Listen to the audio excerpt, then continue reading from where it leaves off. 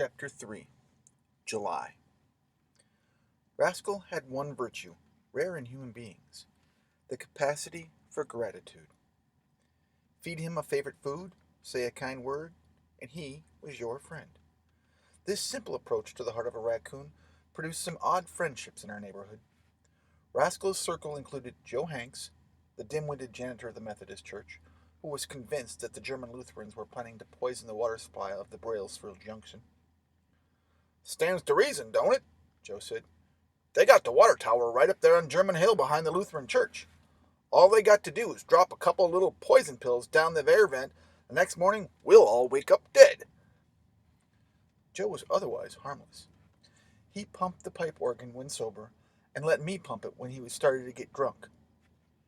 His secret for winning Rascal's affection came in his lunchbox. He always gave my raccoon half of one of his jelly sandwiches. Rascal thought Joe was one of the nicest people he had ever met. Another friend was Bumblebee Jim Vandy Vander, the bald, 300-pound son of our equally large washerwoman, Jim. Another friend was Bumblebee Jim Vander, the bald, 300-pound son of our equally large washerwoman. Jim arrived every Monday morning pulling a little coaster wagon behind him to pick up our washing and brought it back on Friday, clean, fresh-smelling, and beautifully ironed. On each arrival, he gave Rascal a peppermint candy. What more could one ask of a friend? Rascal couldn't, of course, read the calendar or the clock, but he knew almost to the minute when Bumblebee Jim was arriving, and always became eager and talkative, anticipating his piece of candy. I finally concluded that raccoons, who do most of their hunting at night, have an acute, extremely acute sense of hearing.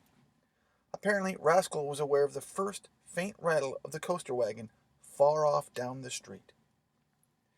From all the sounds of summer, the whir of distant lawnmowers, the singing of cicadas, the clip-clop of horses' hooves, and the orchestration of the birds, Rascal could distinguish and identify, long before I could, the distant approach of the coaster cart. Not all of Rascal's motives were ulterior.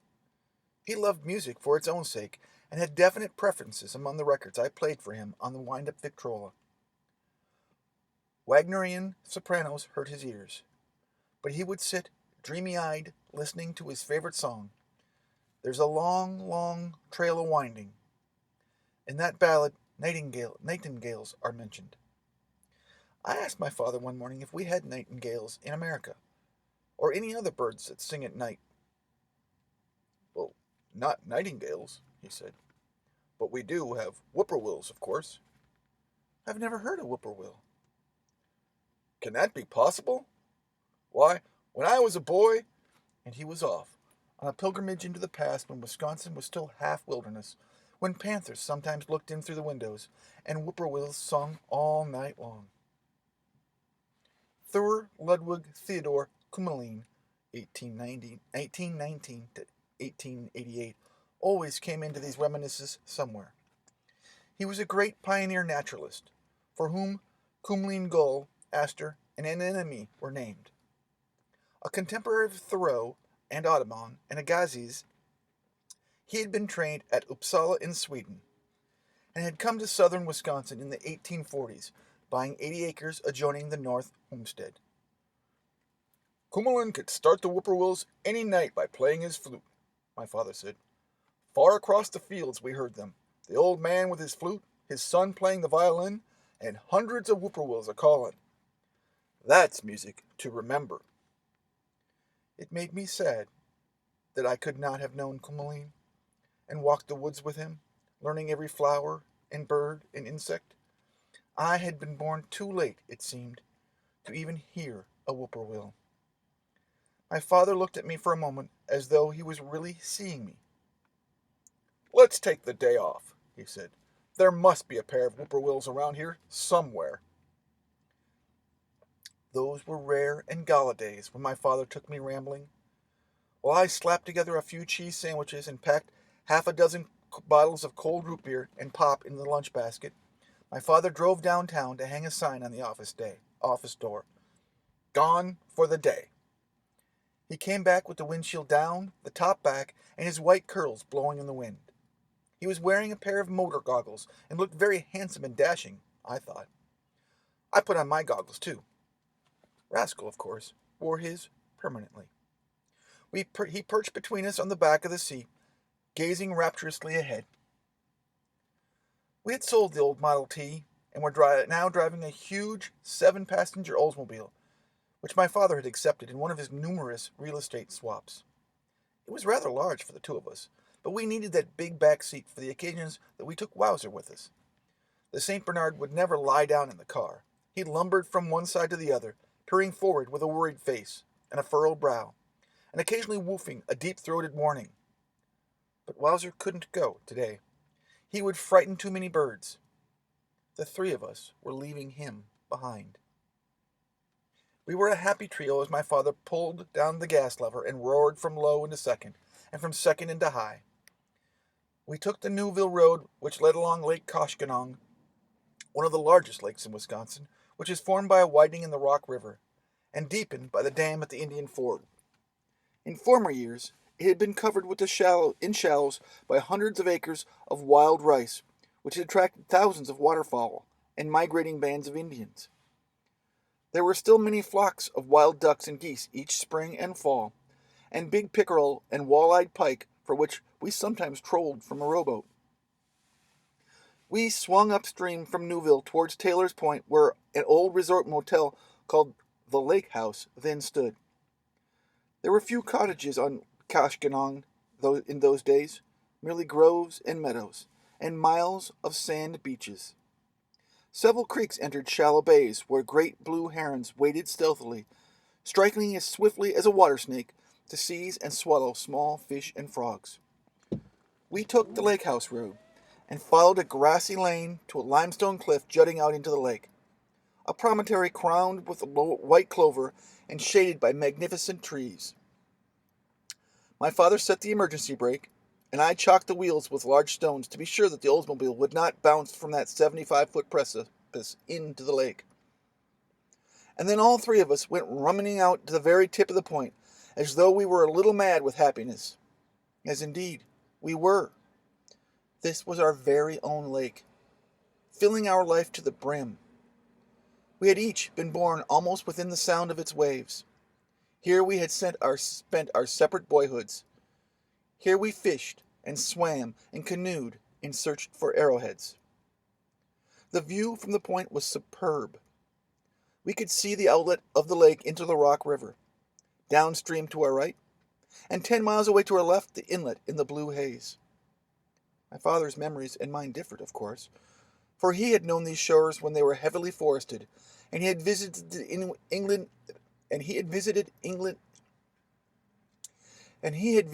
Indian wigwams on Crabapple Point, the Bulbs Point, and Charlie's Bluff. At the age of 12, he had fallen slightly in love with a pretty Indian girl, so light-skinned and delicate of features that my father was sure she was more than half French.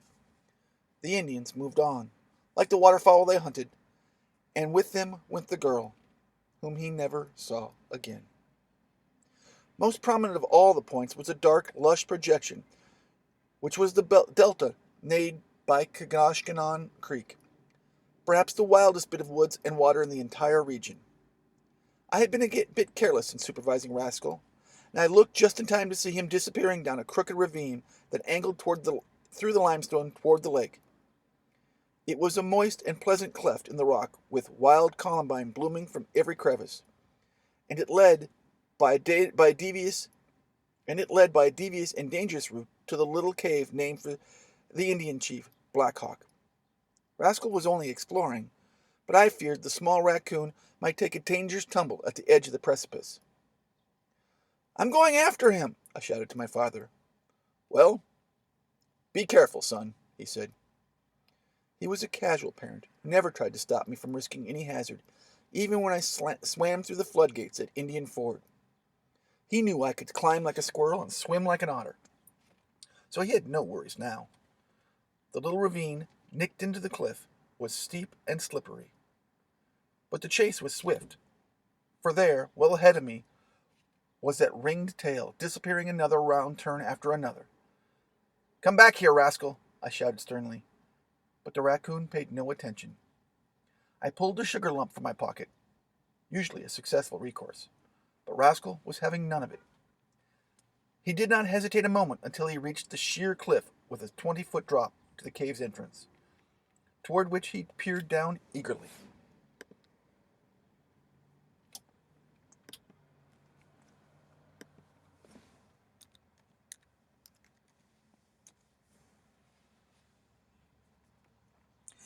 I trilled in our mutual language, and he responded, but over he went, scrambling backward down that wall of rock. I reached the ledge a moment too late to stop him, and I could only hold my breath until he arrived safely at the cave. There was nothing for it now but to inch my own way down that last 20 feet, catching a toehold or fingerhold wherever possible between the strata of limestone. In a few minutes, however, I too was safely at the entrance, which offered a crawl space to the inner room.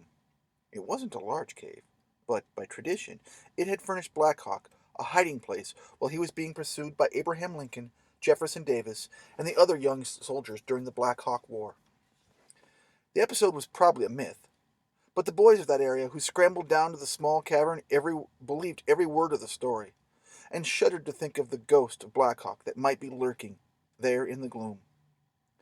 The sandy floor of this cool hideaway was large enough for a small campfire and 2 or 3 campers. There was a convenient ledge 4 feet above the floor, which furnished a sleeping place for an uncomfortable night wrapped in blankets. When my eyes grew accustomed to the dim light, I saw Rascal. He was prowling along the rock shelf, trying to reach the tiny, gleaming stalactites which hung from the low roof of the cave. He was reaching up with his eager little hands when I caught him. I had no desire to punish him. I merely held him close.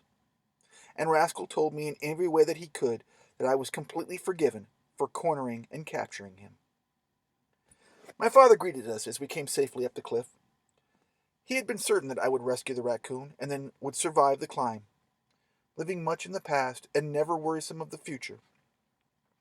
His outlook was so tranquil that he drifted pleasantly from 1862 to 1962, 7 months short of a full century, with very little sense of personal or international tragedy. Curiously enough, this lifelong detachment accompanied an excellent university education, a vast store of disorganized knowledge, and a certain amount of charm. Whippoorwills, he explained, are seldom seen in the daylight. They crouch on fence rails or on the limbs of trees. If they flutter up for a moment, they resemble a giant Cecropia moth, and we won't find them until after dark, and that gives us many hours. With the whole day ahead of us, we took our swimming trunks and lunch basket and started down the long sloping path to the beach.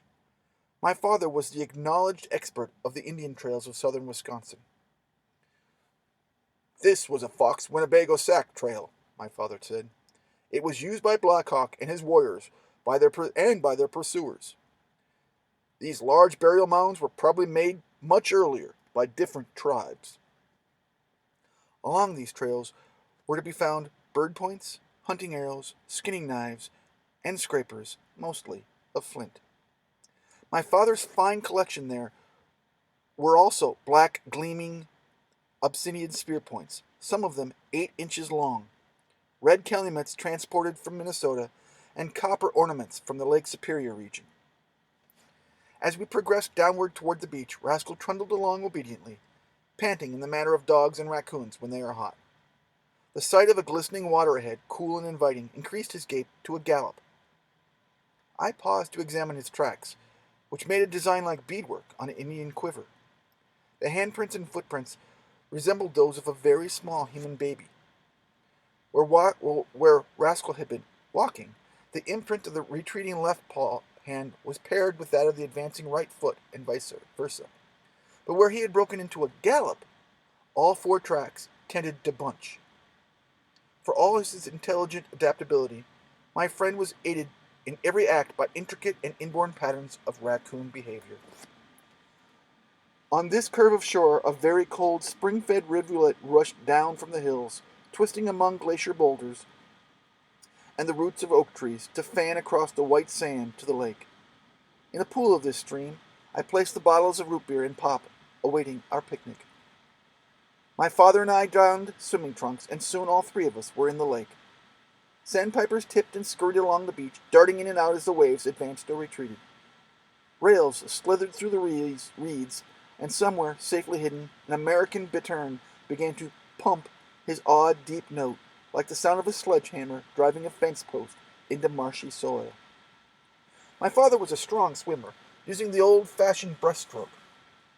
I was very proud of the fact that I had learned the fast, effective Australian crawl, but Rascal could only dog paddle. He came along bravely, however, keeping his nose out of the water, again indicating that raccoons probably can't dive. For a 3-month-old, he was doing excellently, but soon he was panting from the exertion and looking to me as his natural protector. We were in deep water now, and the best I could do for him was roll over on my back on a floating position, and arch my chest, and offer him a good platform. He scrambled gratefully aboard, whimpering slightly in self-pity. But soon he regained his courage and his breath, and he plunged in again. I thought that Rascal had demonstrated his top speed, but as we came around a grassy point, I learned my error. Then, to her surprise and ours, was the modest mate of the glamorous mallard drake, garbed in becoming brown, and leading a late nesting of downy ducklings. This mallard mother had 11 beautiful babies, light as thistledown, following her for dear life in a straight-line flotilla. Rascal accelerated by at least 10% upon seeing the tempting sight ahead. He obviously had visions of a juicy duckling for dinner. I wanted to forestall this slaughter, but my father said quietly, "Wait a minute, son, and watch what happens." The ducklings performed a marvelous maneuver around the mother duck while she turned back to face the intruder. Putting herself between her endangered brood and Rascal, she swam directly toward the raccoon with no more fear than though he had been a muskrat. On came my crazy pet. On came the determined mother duck. It seemed a duel to the death, or at least a head-on collision. At the last possible moment, the mallard used her wings and was partially airborne. She aimed one strong and accurate blow on the bill between Rascal's avid eyes, flew over his head, and wheeled to join her ducklings. Rascal wasn't actually hurt, but his pride was wounded. He swam back to me, talking about it sorrowfully, and I gave him another rest after his shattering experience. In a few minutes he began to pretend that he had forgotten all about the duckling dinner, and soon we went ashore for other food.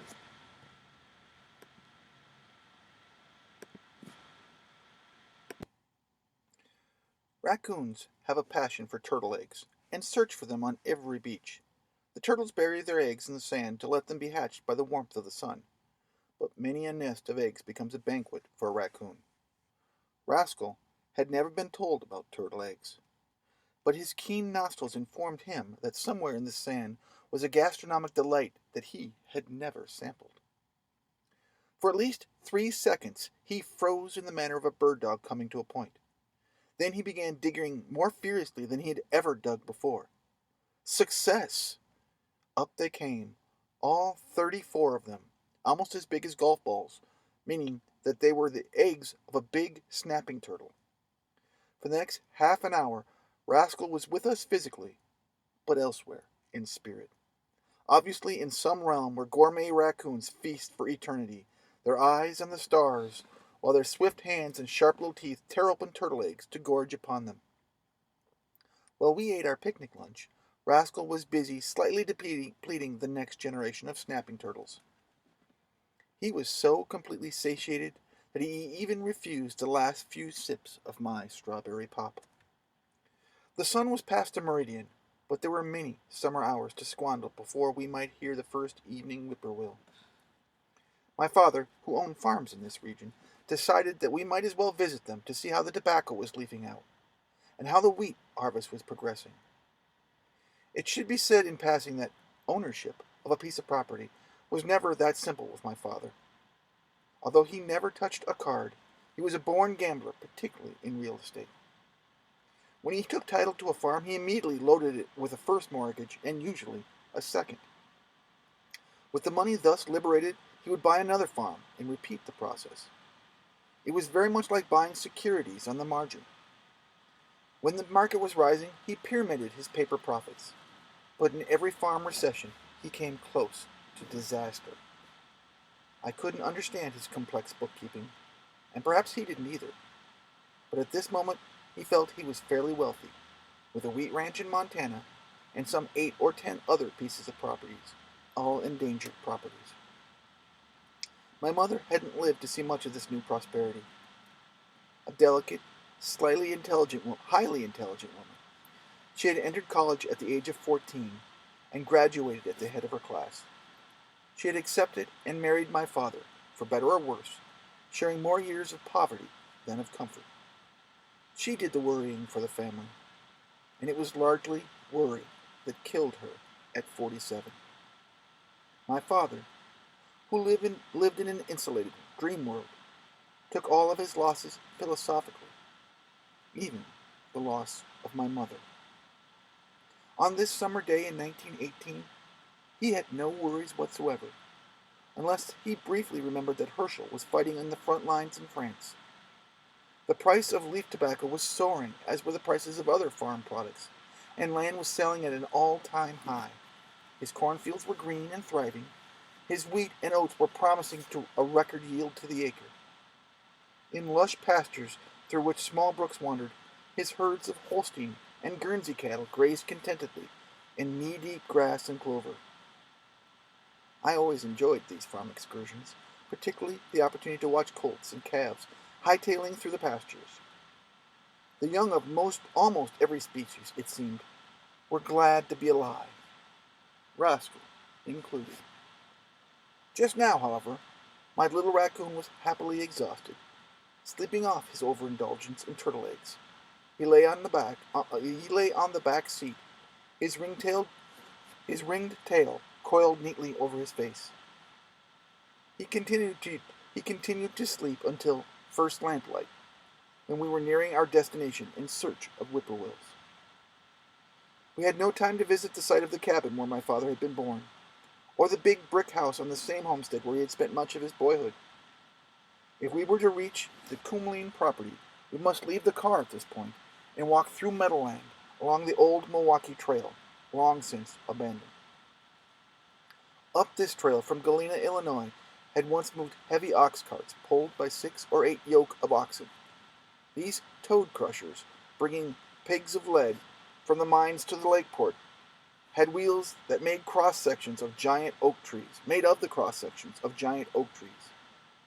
The screaming of these wheels on their wooden axles could be heard for miles. Down this same trail from Milwaukee had come such early settlers as Thurry Kumleen from Sweden, and my ancestors from England. The ruts were now overgrown with grass and healed by the passage of time, but we could see them as clearly as my father, Rascal, and I walked through the gathering dusk, accompanied only by the shadows of pioneers long dead, moving through the fields and forests of memory. Above us circled the nighthawks, searching for insects, and their aerial acrobatics, graceful and erratic. Notice the ovals of white under each wing, my father said. That is one of the few ways you can tell nighthawks from whippoorwills. What other ways? Well, the whippoorwill's call, of course, and his whiskers. How can you get near enough to see a whippoorwill's whiskers? You seldom can, my father admitted.